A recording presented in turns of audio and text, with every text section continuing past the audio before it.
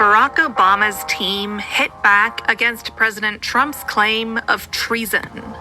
That's where we're starting the 7 from the Washington Post. I'm Hannah Jewell. It's Wednesday, July 23rd. Let's get you caught up with today's 7 stories. In recent days, Trump and his administration have accused former President Obama of a treasonous conspiracy against him. On Friday, Director of National Intelligence Tulsi Gabbard released declassified documents. She said they showed that Obama and his team manufactured and politicized intelligence. The accusation relates to the intelligence community's conclusion about Russia's interference on Trump's behalf in the 2016 election. The Post's fact-checker has examined Gabbard's allegations and found them severely lacking.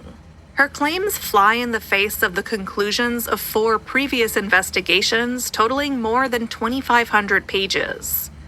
Nevertheless, Trump repeated them yesterday in the Oval Office, deflecting from a reporter's question about Jeffrey Epstein. The witch hunt that you should be talking about is they caught President Obama absolutely cold, Tulsi Gabbard.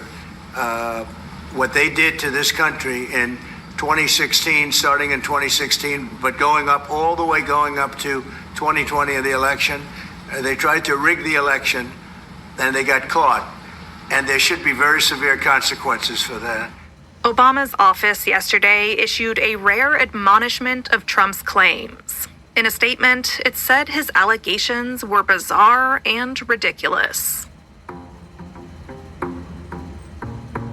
President Trump said the U.S. made a deal with Japan to lower proposed tariffs. That's number 2.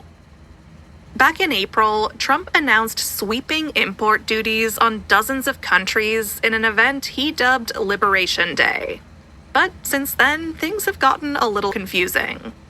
The White House rapidly pulled back from imposing the tariffs as global financial markets cratered. He paused them until July 9th and pledged negotiations of new deals.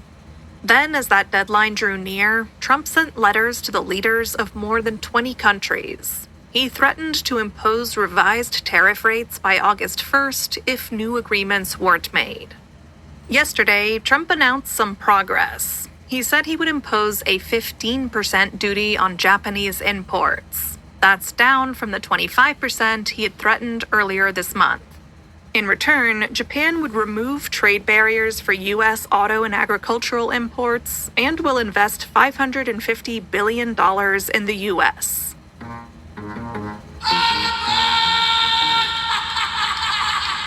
Number 3. The rock world is paying tribute to Black Sabbath legend Ozzy Osbourne. Osbourne died yesterday at the age of 76. A cause was not immediately released, but the singer announced in 2020 that he had Parkinson's disease. His death came just weeks after he reunited with his Black Sabbath bandmates for a farewell concert in his home city of Birmingham, England. Here he is introducing the band's classic song, Iron Man, at that concert.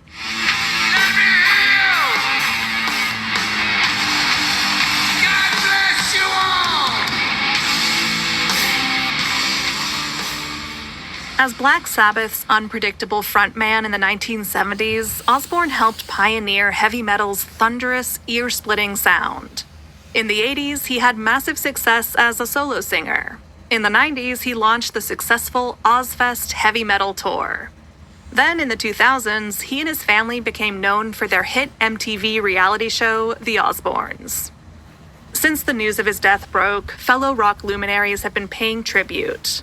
Elton John called Osbourne one of the funniest people I've ever met.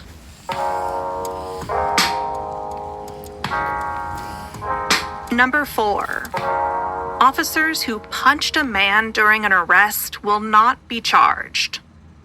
Back in February, 22-year-old William Anthony McNeil Jr. was pulled over by sheriff's officers in Jacksonville, Florida. It was light out, but they told him that he needed to have his headlights on and that he hadn't been wearing a seatbelt. McNeil, who is black, questioned the reasons for the stop. A video of the arrest was shared recently on social media. There's no rain. It doesn't matter. You're still required to have headlights on. Can you pull that law up? Huh? Can you pull that law up? Yeah, when you step out of the car, I will. Can you call your supervisor? Huh? Can you call your supervisor? All right, go for it. Exit the vehicle now. That was the sound of an officer smashing McNeil's window and punching him in the face. Then the officers wrestled him out of the car and punched him multiple times. On Monday, the local sheriff said prosecutors will not bring criminal charges against the officers involved. The officers are being investigated for potentially violating department policy. Number 5. U.S. Olympic organizers effectively barred transgender women from competing in women's sports at the Games. The U.S. Olympic and Paralympic Committee updated its policies in a letter yesterday. It said that federal law requires the organization to abide by an executive order that Trump signed in February. That banned trans girls and women from female sports. It's complicated, but the committee found a way to allow transgender athletes to be barred without using the word transgender. That left the organization's intentions vague. In any case, the organization needs federal support while it plans to host the Los Angeles Summer Olympics in 2028. Trump has aggressively sought to roll back transgender rights. Silicon Valley's support for President Trump is starting to pay off. That's number 6. During the presidential election, tech company leaders opened their hearts and their wallets to the Trump campaign. It was a risky bet, but it's starting to pay dividends.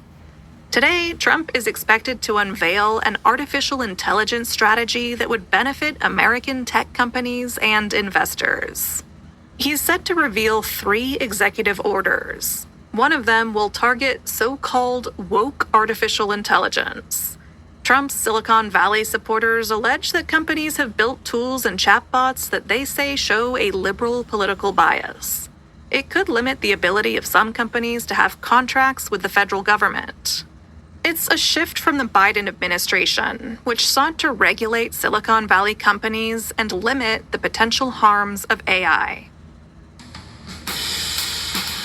Number 7 is a story of foul play. Dozens of peacocks were reported stolen from a historic hotel. Let's get some terminology straight before we get into it. Peafowl refers to both peacocks, who are the boys, and peahens, who are the girls. With that cleared up, California's Ride Hotel, south of Sacramento, has been home to 40 beloved peafowl for 14 years. That is, until this past weekend.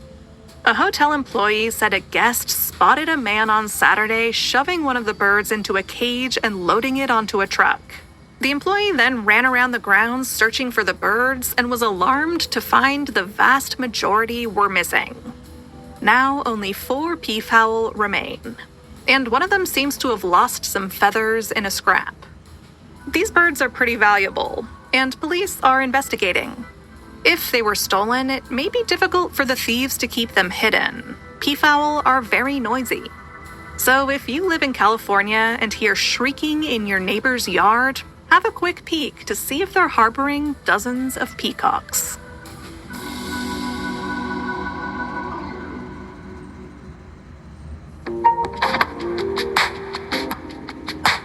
All right, you're all caught up. Before you go, a reminder that if you're a subscriber to The Washington Post, you can get access to our shows ad-free in Apple Podcasts. All you have to do is find The Washington Post channel in Apple Podcasts and connect your Post subscription. Then stay tuned for more subscriber-only audio benefits, like exclusive and early access episodes.